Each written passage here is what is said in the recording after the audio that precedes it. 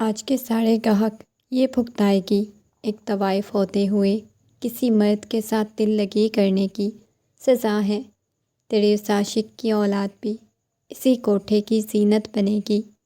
مہرو روتی چلاتی ہاتھ جوڑتی رہی۔ اس رات 3 مردوں کے بعد چوتھا آنے والا گاہک وجدان شاہ تھا۔ مہرو کے وجود میں انجیکشن لگائے گئے۔ وجدان اس کی حالت دیکھ کر تڑپ کر اسے اپنے حصار میں قید کر گیا۔ اس کی گردن اور سینے پہ بنے ہوئے زخم دیکھ کر وجدان اسے باہوں میں بھرتا مرہم لگانے لگا۔ وجدان کے ہاتھ کو اپنے پیٹ۔ مہرو دیکھو، نہ تو طوائف محبت کرتی ہے، نہ کسی کے بچے پیدا کرتی ہے۔ تمہارا دماغ خراب ہو چکا ہے۔ اگر تبسم بائی کو تمہارے بارے میں پتہ چل گیا تو وہ تمہاری جان نکال لیں گی۔ کنزا نے اسے سمجھانے کی کوشش کی۔ مہرو نے اس کی طرف دیکھا اور نفی میں سر ہلاتے ہوئے کہنے لگی، تبسم بائی سے خود بات کر لوں گی۔ میں انہیں یقین دلانے کی کوشش کروں گی کہ میں اس سے بہت زیادہ محبت کرتی ہوں، اس کے بغیر نہیں رہ سکتی۔ مجھے اس کے پاس جانا ہے۔ دیکھو، کبھی ایک طوائف کو کوٹھے سے جانے کی اجازت نہیں ملتی۔ ایک دفعہ کوئی طوائف کوٹھے پہ آ جاتی ہے تو دوبارہ موت ہی اسے وہاں سے نکال سکتی ہے۔ تبسم بائی جتنا تیرے وجود سے کماتی ہے، اگر تو انہیں یہ بولے گی کہ تجھے یہاں سے جانا ہے تو کسی قیمت پر بھی تجھے وہ یہاں سے نہیں جانے دیں گی۔ تو کسی مرد سے محبت کر بیٹھی ہے، اس نے تیری جان نکال لینی ہے۔ اس وجہ سے خاموشی سے اسے ختم کروا دو۔ جس کا بھی ہے، جو کچھ بھی ہے، تم ایک طوائف ہو۔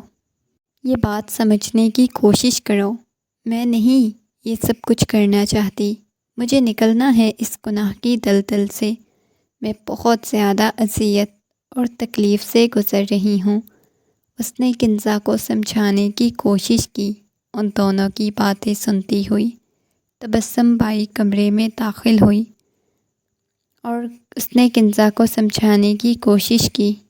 یہ کیا بکواس کر رہی ہو تم؟ تبسم بائی نے غصے میں چلاتے ہوئے کہا۔ مہرو نگاہیں جھکا گئی۔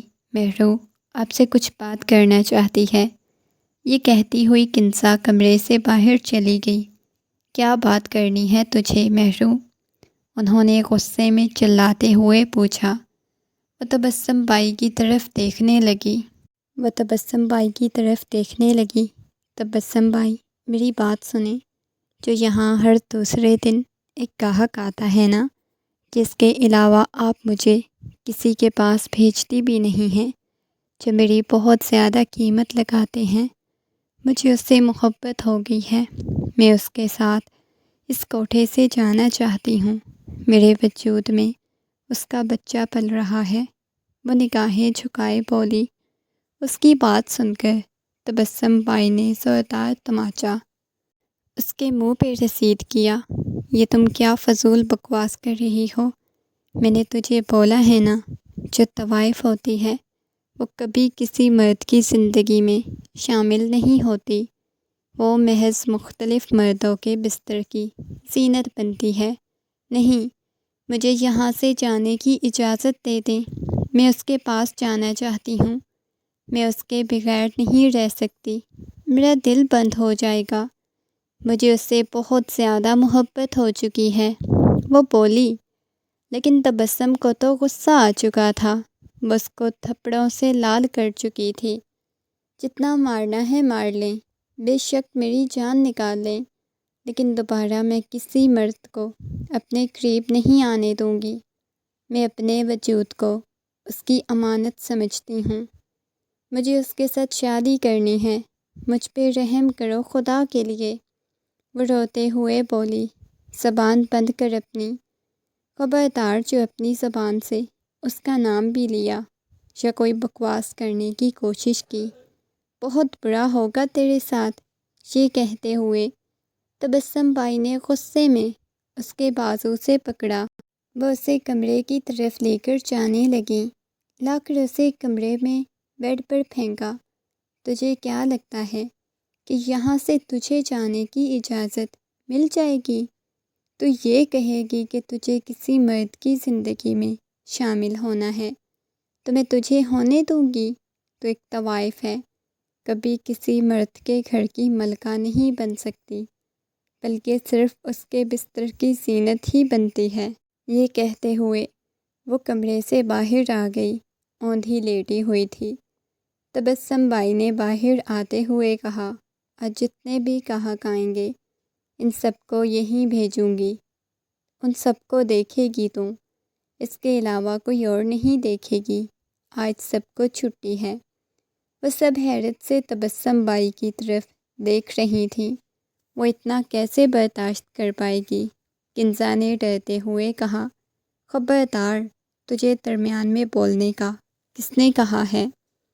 زیادہ اس کی سائڈ لینے کی کوشش مت کیا کر، ورنہ ساڑے تجھے بھی لگا دوں گی۔ یہ کہتے ہوئے وہ وہاں سے باہر چلی گئی۔ مہرو ان کی باتیں سن چکی تھی۔ مہرو کا دماغ گھوم چکا تھا۔ وہ جلدی سے باہر آئی، ان کے پاؤں میں بیٹھ گئی۔ یہ آپ کیا کہہ رہی ہیں؟ میں کسی کو بھی اپنے پاس نہیں آنے دوں گی، سسکتے ہوئے بولی۔ تیرے پاس تو بہت سے لوگ آئیں گے، تجھے تیرے کیے کی سزا ملے گی۔ یہ کہتے ہوئے تبسم بائی کمرے سے باہر چلی گئی۔ تبسم بائی کے جاتے ہی مہرو چاروں اطراف کمرے کو دیکھنے لگی۔ اسے کہیں سے جانے کا راستہ مل جائے، کہیں سے وہ فرار ہو جائے۔ نہ جانے کتنی دیر تک وہ سارے کمرے کو دیکھتی رہی، لیکن اسے بھاگنے کا کوئی راستہ نظر نہیں آیا۔ اتنے سالوں میں اس نے پہلی دفعہ بھاگنے کے لیے کوئی راستہ تلاش کرنے کی کوشش کی، لیکن اسے نہیں مل سکا۔ اچانک کمرے کا دروازہ کھلا اور کنزا کمرے میں داخل ہوئی۔ تم یہاں کیا کر رہی ہو؟ اس نے کنزا کی طرف دیکھتے ہوئے پوچھا۔ مجھے تبسم نے بھیجا ہے، وہ کہہ رہی ہیں کہ تمہیں سجا دوں۔ نہیں، میں کسی کو بھی اپنے پاس نہیں آنے دوں گی، کسی کو بھی نہیں۔ وہ عجیب کیفیت میں مبتلا ہو گئی۔ دیکھو، تمہیں پتہ ہے اس کوٹھے کے اصول ہیں کیا ہیں، اور ان اصولوں کے مطابق چلنا ہے۔ اگر تم اس اصولوں کو توڑنے کی کوشش کرو گی تو تم جانتی ہو تبسم تمہارا کیا حال کرے گی۔ اس وجہ سے بالکل خاموشی سے تیار ہو جاؤ۔ کنزا زبردستی اسے تیار کر کے جا چکی تھی۔ وہ اپنے آپ کو آئینے میں دیکھ رہی تھی۔ وہ اس کوٹھے کی سب سے حسین طوائف تھی۔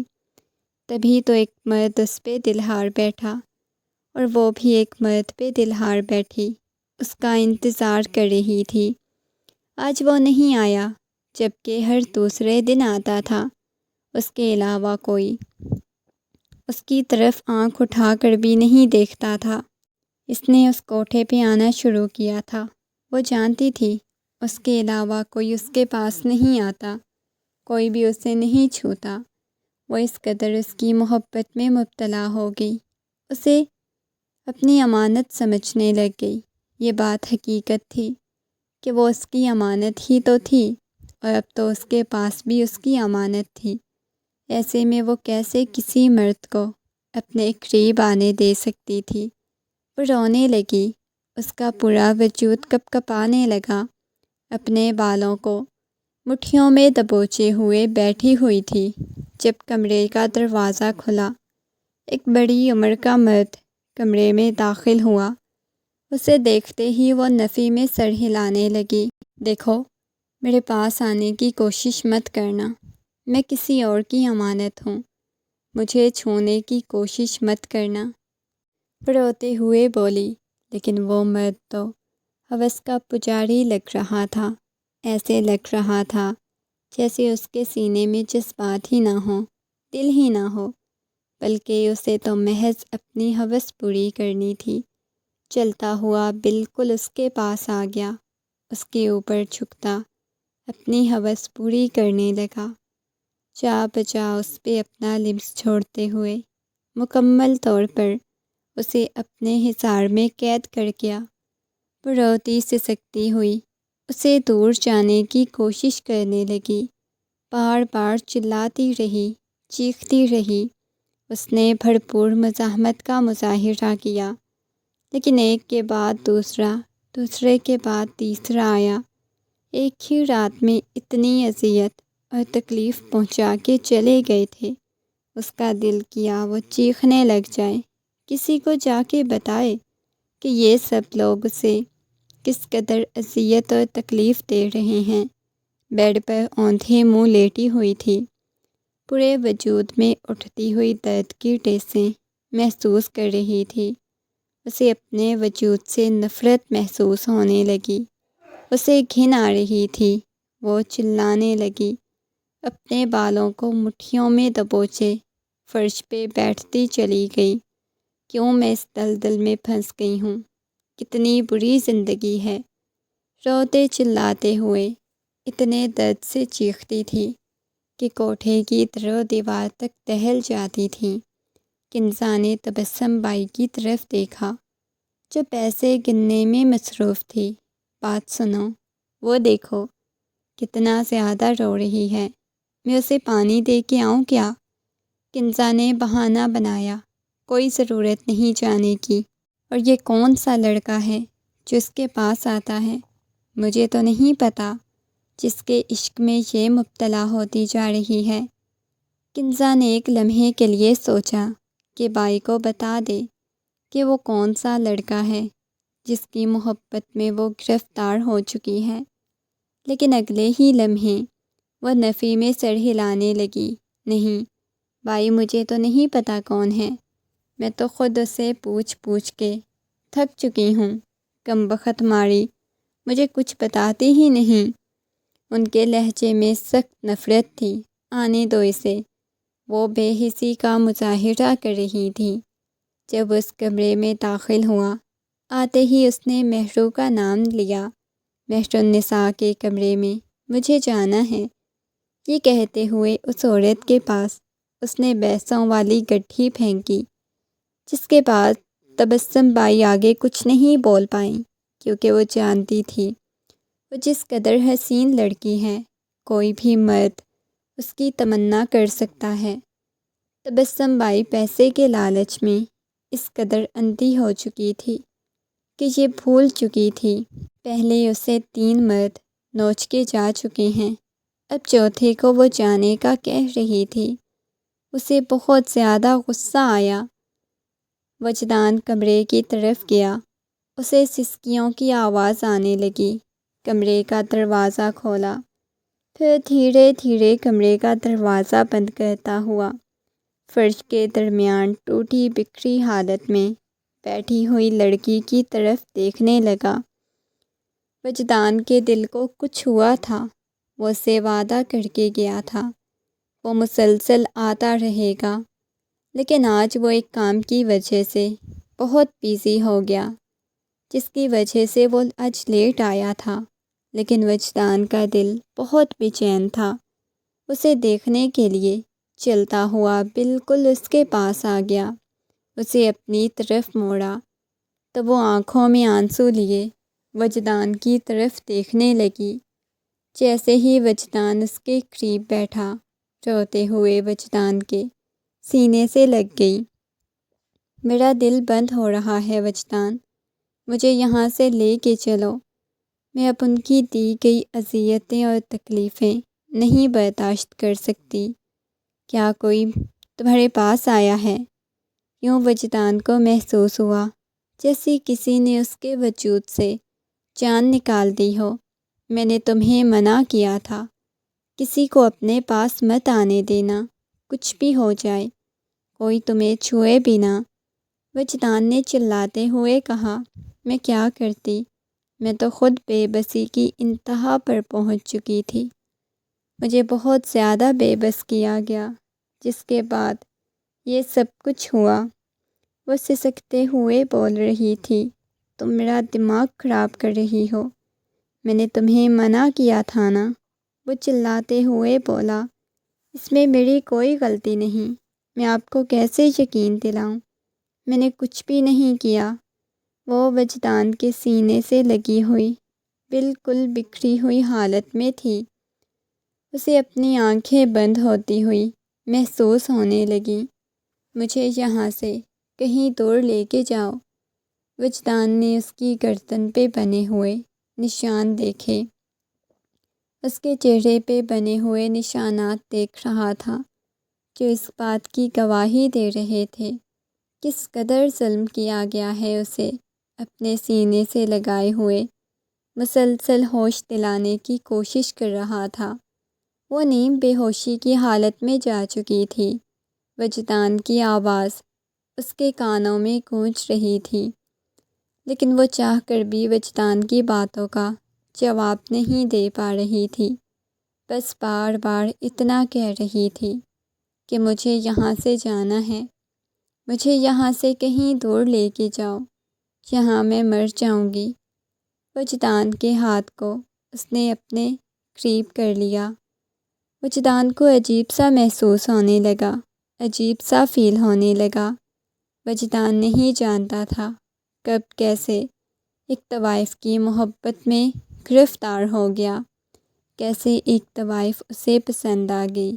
اس چیز کی وجہ سے وہ خود کو لعنت ملامت بھی کر رہا تھا کہ اسے ایک طوائف سے محبت نہیں کرنی چاہیے تھی۔ مہرو کی جب آنکھ کھلی، اس نے خود کو ایک کمرے میں پایا، ایک مخملی بستر پر موجود تھی۔ انہوں نے تو مخمل والے بستر پہ نیند نصیب ہی نہیں ہوتی تھی جب سے اس کوٹھے پہ گئی تھی۔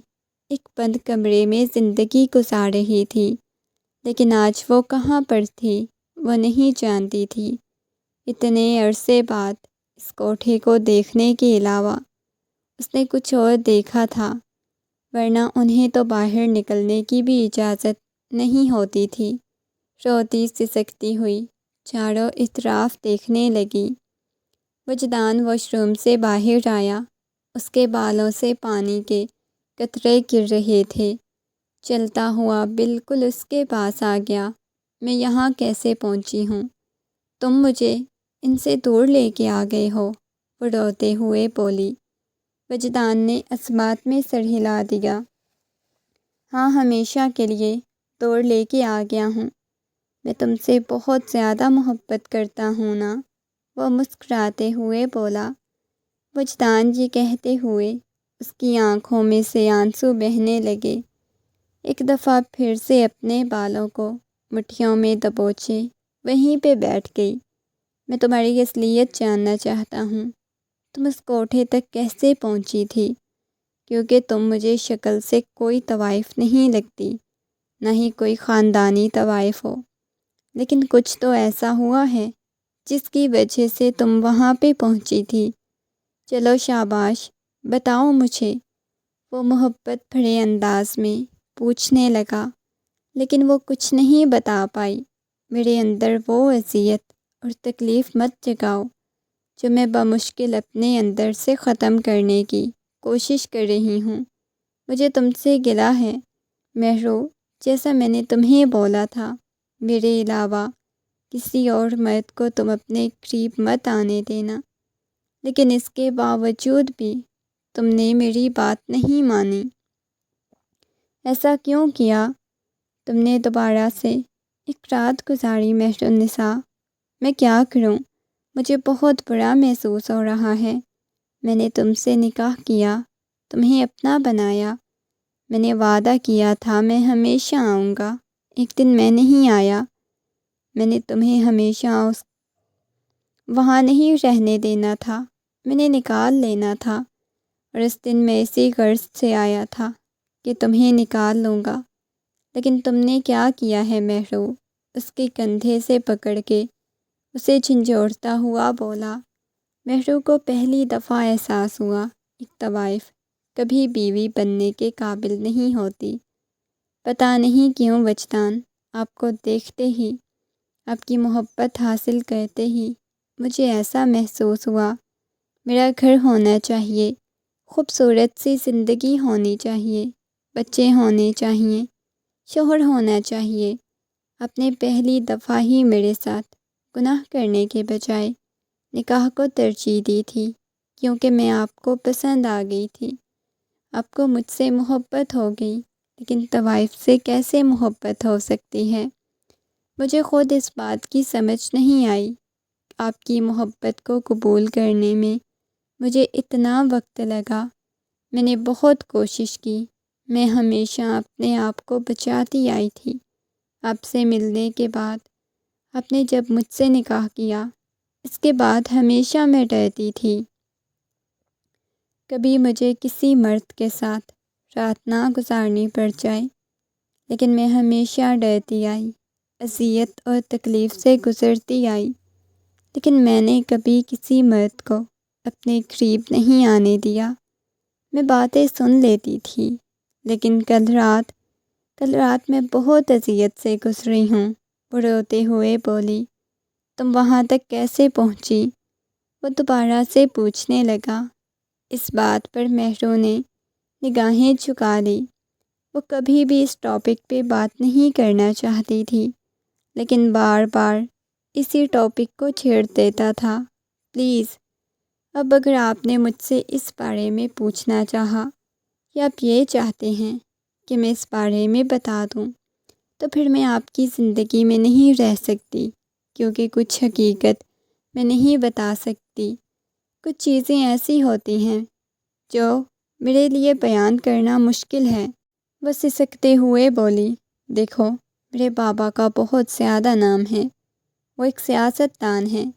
ہلکی سی بھی بات سے باہر نکلی کہ میں نے ایک طوائف کے ساتھ شادی کی ہے، تو یہ بات فوراً پھیل جائے گی۔ اس وجہ سے میں سب کے سامنے ابھی تمہیں قبول نہیں کر سکتا۔ وجدان کی بات سن کے اسے احساس ہوا تھا، ایک طوائف تو ہمیشہ طوائف ہی رہتی ہے، چاہے اسے حلال طریقے سے ہی اپنی زندگی میں شامل کیا جائے یا حرام طریقے سے۔ وہ تھی تو محض ایک طوائف ہی۔ وہ حیرت سے اس کی طرف دیکھنے لگا۔ میں نے ایسا کچھ بھی نہیں کہا، بس میں نے اتنا کہا ہے، تمہیں قبول کرنے کے لیے مجھے تھوڑا وقت چاہیے، اپنے ماں باپ کو منانے کے لیے۔ اس کی بات سن کے مہرو کہنے لگی، مجھے پتہ ہے کبھی آپ کے ماں باپ نہیں مانیں گے، نہ ہی کبھی آپ مجھے سب کے سامنے قبول کریں گے۔ میں آپ کی بیوی ہوں۔ وہ اس کی باتیں سن کے حیران ہو گیا۔ ایسا کیوں سوچ رہی ہو کہ میں سب کے سامنے ماننے کے لیے تیار ہوں؟ تم میری بیوی ہو، لیکن ابھی مجھے کچھ وقت چاہیے۔ یہ کہتے ہوئے اس کے ہاتھوں کی ہتھیلیوں پہ اپنے لب رکھ گیا، لیکن مہرو کہیں بھی کمفرٹیبل محسوس نہیں کر رہی تھی۔ اسے یہی لگ رہا تھا کہ وہ کچھ دن تو اسے اپنے ساتھ رکھے گا، کچھ دن بعد اسے محبت جتائے گا، لیکن بعد میں اسے چھوڑ دے گا۔ یہ بات اسے اذیت اور تکلیف میں مبتلا کر رہی تھی۔ وقت گزرنے لگا، وجدان اس کا خیال رکھتا تھا، مگر اسے یہ بات معلوم نہیں تھی وجدان کس سیاست دان کا بیٹا ہے، کون ہے اس کا باپ۔ اکثر اس نے پوچھنے کی بھی کوشش کی، وجدان بتائیں، آپ کا باپ کون ہے؟ آپ کس سیاست دان کے بیٹے ہیں؟ لیکن نہ جانے کیوں وجدان اسے یہ بات بتاتے ہوئے بہت کتراتا تھا، اس بارے میں کچھ نہیں کہتا تھا۔ مہرو کچن میں کھڑی کھانا بنا رہی تھی۔ قدموں کی آہٹ سن کر اس نے مڑ کر دیکھا تو پیچھے وجدان کھڑا ہوا تھا، پیچھے سے اسے اپنے حصار میں لیتا ہوا، اپنے لب اس کی گردن پہ رکھتا ہوا۔ اچانک اس نے اپنی مٹھی بھینچ لی۔ اس کے پیٹ پہ عجیب سا محسوس ہوا۔ مہرو کا رخ اپنی طرف کیا، اس کے چہرے کو اپنے ہاتھوں کے پیالے میں بھر لیا۔ اس کے چہرے کی رنگت اڑی ہوئی تھی، جو وجدان کو کچھ ٹھیک نہیں محسوس ہو رہی تھی۔ کیا ہوا ہے مہرو؟ تم ٹھیک تو ہو نا؟ وجدان نے نرمی سے پوچھا۔ مہرو نے اسے خود سے دور کیا۔ ہاں، میں بالکل ٹھیک ہوں۔ مہرو فوراً ہی گھبرا گئی۔ مجھے تم ٹھیک نہیں لگ رہی، مجھے بتاؤ کیا ہوا ہے؟ کوئی مسئلہ ہے کیا؟ کسی نے کچھ کہا ہے؟ مہرو پلیز مجھے بتاؤ۔ وجدان محبت سے کہنے لگا، مجھے کچھ عجیب سا محسوس ہو رہا ہے تمہاری باڈی میں، مجھے کچھ چینجز محسوس ہو رہی ہیں۔ مہرو کیا واقعی کوئی چینجز ہیں یا مجھے ایسا لگ رہا ہے؟ وہ نرمی سے اور اپنائیت سے پوچھنے لگا۔ وہ نفی میں سر ہلانے لگی۔ بس آپ کو ایسے ہی فیل ہو رہا ہوگا، وہ گھبراتے ہوئے بولی۔ چلو تمہیں ہاسپٹل لے کے چلتا ہوں، تمہاری طبیعت مجھے ٹھیک نہیں لگ رہی۔ وہ دوبارہ سے گویا ہوا، نہیں میں بالکل ٹھیک ہوں، مجھے کچھ بھی نہیں ہوا وجدان، پریشان ہونے کی ضرورت نہیں۔ وجدان سے اپنا ہاتھ چھڑانے کی کوشش کرنے لگی۔ مہرو دیکھو، پریشان ہونے کی بالکل ضرورت نہیں۔ ہر گزرتے دن کے ساتھ مہرو کے وجود کی تبدیلی محسوس کر سکتا تھا۔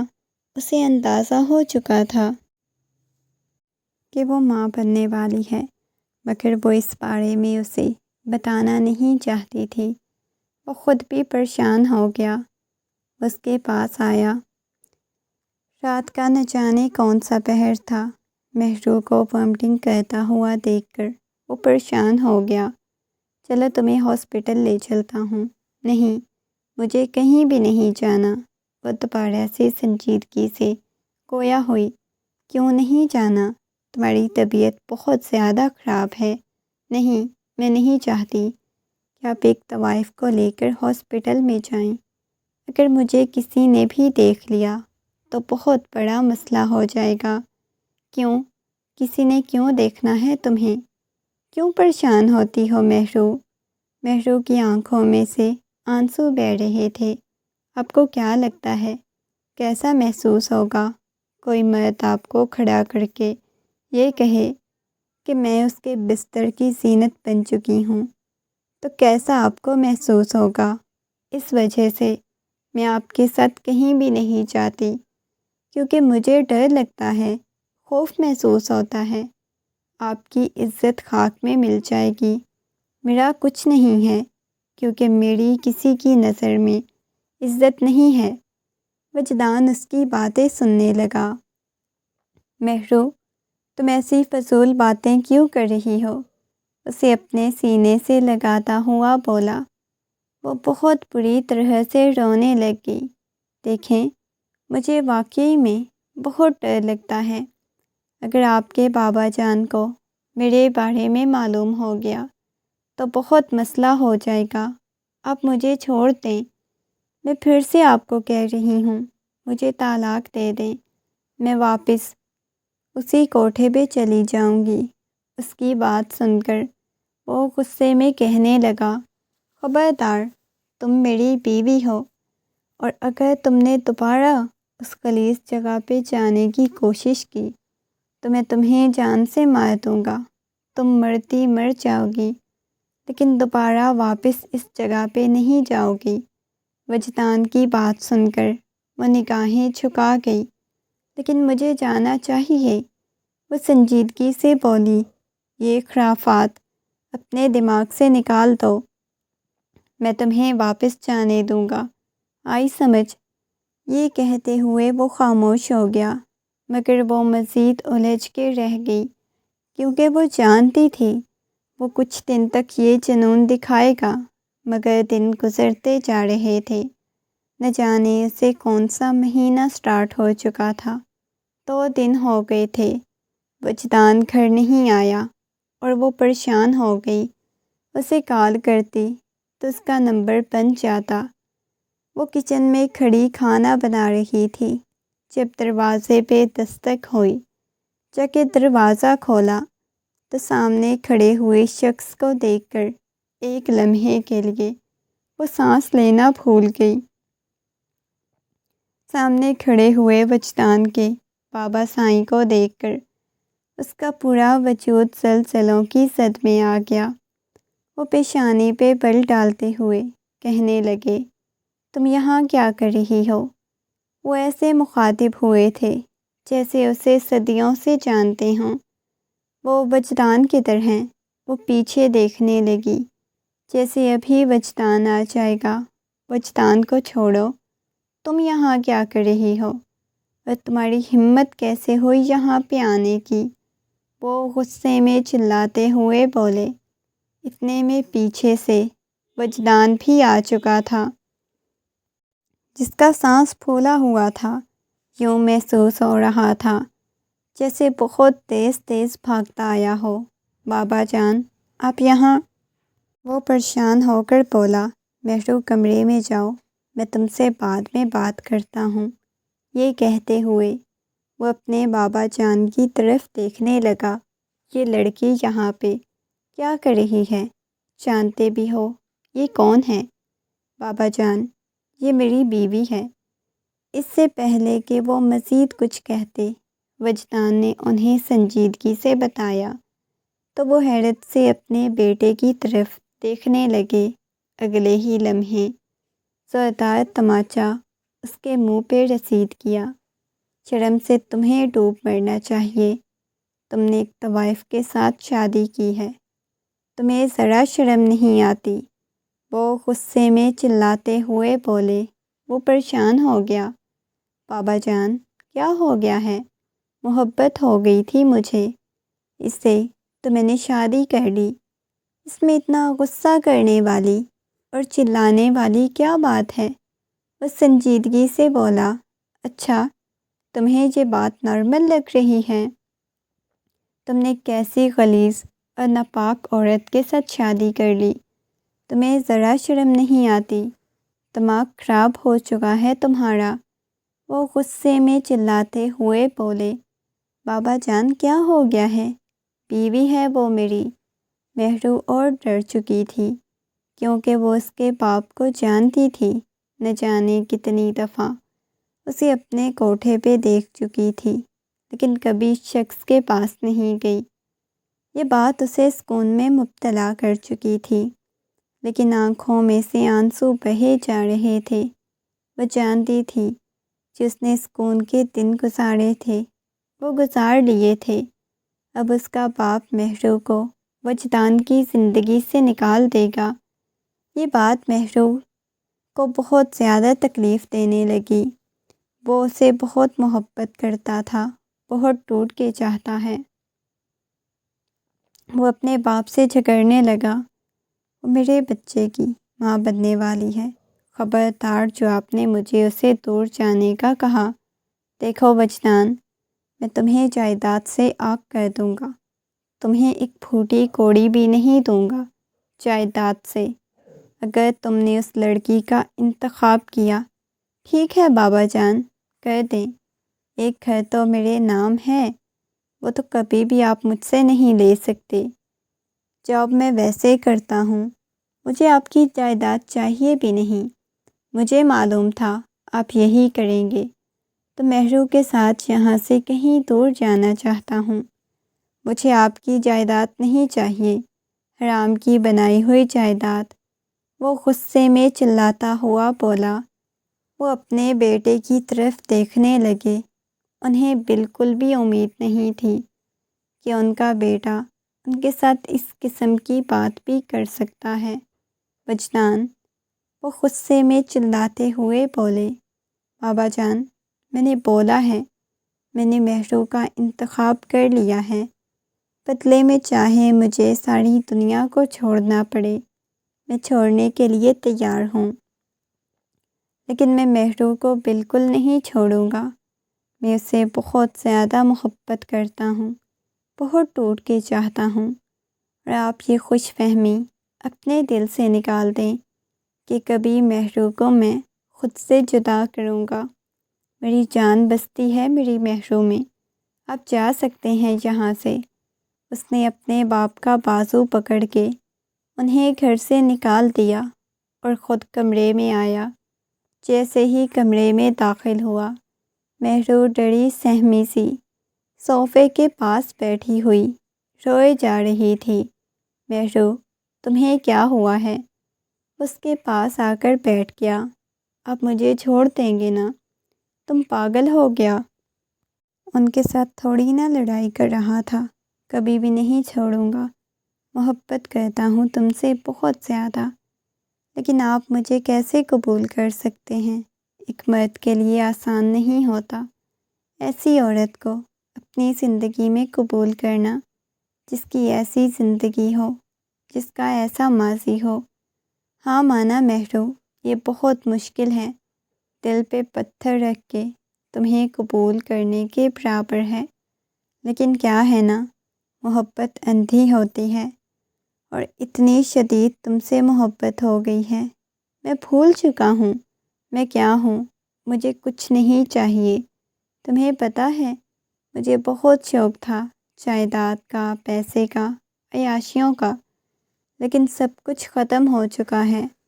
مجھے ہر لمحہ یہ ڈر لگتا ہے کہ میں تم سے دور ہو جاؤں گا، تم سے جدا ہو جاؤں گا، تو میں کیسے جی پاؤں گا مہرو؟ تم نے میری زندگی کا مقصد ہی بدل دیا۔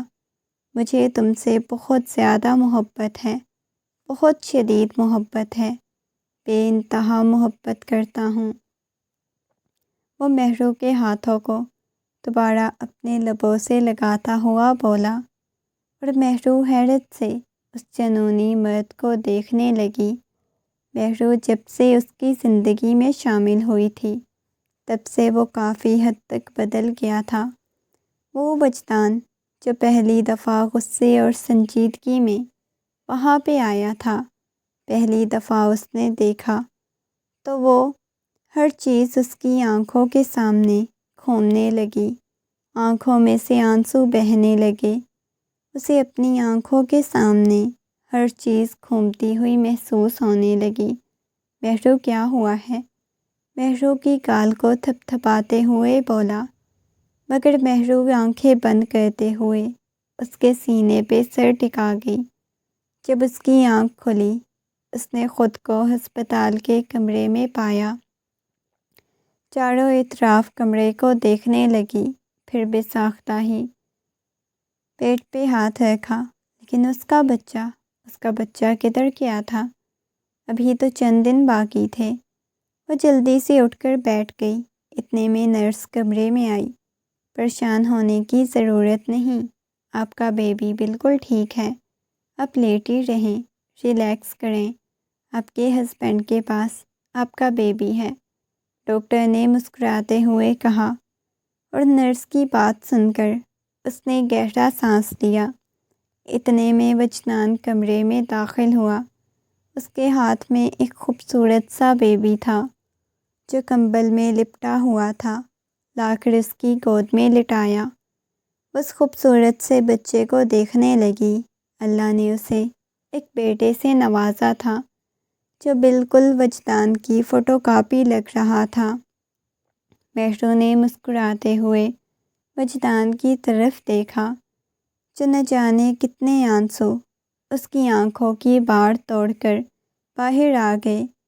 وجدان نے چھپ کر اس کی پیشانی پہ بوسہ دیا، پھر اپنے بیٹے کی پیشانی پہ بوسہ دیتا ہوا کہنے لگا، مہرو بہت شکریہ۔ مجھے مکمل کرنے کے لیے ڈسچارج ہونے کے بعد وہ لوگ گھر آ چکے تھے۔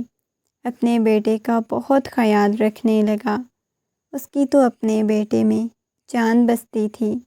آج وہ آفس سے واپس آیا، جیسے ہی گھر میں داخل ہوا، دروازہ کھولا تو اسے مہرو کے چلانے کی آواز آنے لگی۔ مہرو کی چیخوں کی آواز سن کر اس کی تو جان حلق میں اٹکی۔ بھاگتا ہوا کمرے کی طرف آیا، سامنے کا منظر دیکھ کر اگلا سانس لینا بھول گیا۔ اس کا بیٹا ایک آدمی کے ہاتھ میں تھا۔ اس کا باپ پسٹل اس کی پیشانی پہ رکھے کھڑا ہوا تھا۔ مہرو جیسے ہی وجدان کی طرف دیکھا، تڑپ کر اس کی طرف جانے لگی۔ خبردار، تم نے آگے ایک قدم بھی بڑھانے کی کوشش کی، یہیں پہ گولی چلا دوں گا۔ وجدان کے بابا نے غصے میں چلاتے ہوئے کہا، بابا جان، آپ پاگل ہو گئے ہیں کیا؟ پسٹل نیچے کریں، اسے لگ جائے گی۔ وہ غصے میں چلاتے ہوئے بولا، لگتی ہے تو لگتی رہے، لگانے کے لیے ہی لایا ہوں۔ بابا جان دیکھیں، روتے ہوئے بیٹے کو دیکھتا، کبھی مہرو کو دیکھتا، کبھی اپنے باپ کو دیکھتا۔ بابا، آپ لوگوں نے مہرو کے ساتھ کچھ بھی کرنے کی کوشش کی تو مجھ سے برا کوئی نہیں ہوگا۔ وہ مزید اس کے قریب گیا۔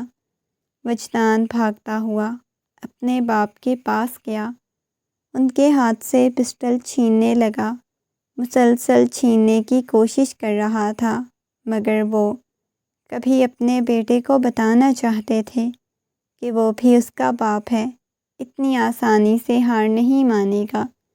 پسٹل چھیننے کے چکر میں اچانک سے گولی چل گئی، سب کچھ ساکت ہو گیا۔